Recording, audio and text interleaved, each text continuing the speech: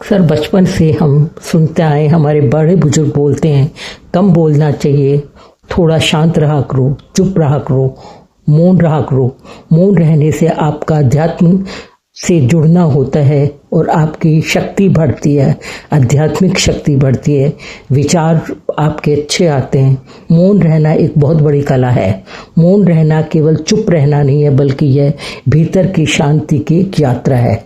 अब अध्यात्म और विज्ञान दोनों ही मौन की शक्ति को स्वीकार करते हैं। आज हम जानेंगे मौन रहने के क्या फायदे होते हैं और कैसे हम मौन रह सकते हैं। आज की भागदौड़ भरी जिंदगी में शोर हमारे तनाव को बढ़ाता है। मौन रहने से कोर्टिसोल, तनाव हार्मोन का स्तर कम होता है और मन शांत रहता है।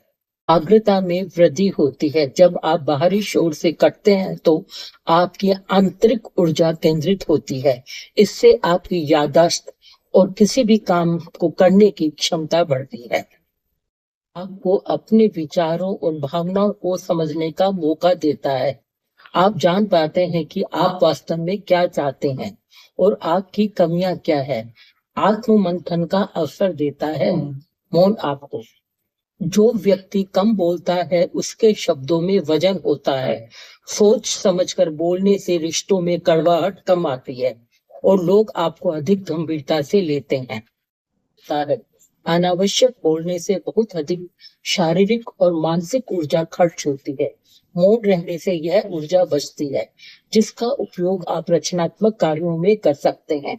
मौन रहने वाला व्यक्ति दूसरों को बेहतर ढंग से सुन पाता है, जिससे उसकी समझ और सहानुभूति बढ़ती है। मौन रहना एक अभ्यास है जिसे हम धीरे धीरे विकसित कर सकते हैं। मौन रहना कैसे सीखें? How to practise silence. छोटी से शुरुआत करें। दिन भर मौन रहने की कोशिश मत करें। शुरुआत में रोज सिर्फ 10 से 15 मिनट का समय तय करें, जब आप बिल्कुल नहीं बोलेंगे। प्रतिक्रिया देने में देरी करें। जब कोई आपसे कुछ कहे तो तुरंत जवाब देने के बजाय 2-3 सेकंड रुके। इससे आप अनावश्यक बोलने से बच जाएंगे। केवल मुंह से चुप रहना काफी नहीं है। सोशल मीडिया, फोन और टीवी से भी दूरी बनाकर रखें, क्योंकि ये मन में शोर पैदा करते हैं। अकेले में समय बिताएं, प्रकृति के करीब जाएं या अकेले टहलने निकल जाएं।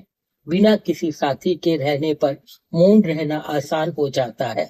अगर आपके मन में बहुत कुछ चल रहा है तो आप बोलना चाहते हैं तो उसे एक डायरी में लिख डालें। इससे मन का बोझ हल्का हो जाएगा और चुप रह पाएंगे।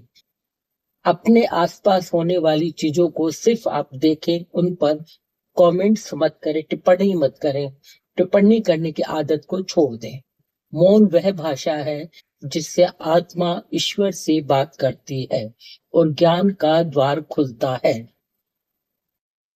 मौन का निरंतर अभ्यास करने से शरीर में बीमारियों से लड़ने की क्षमता बढ़ती है।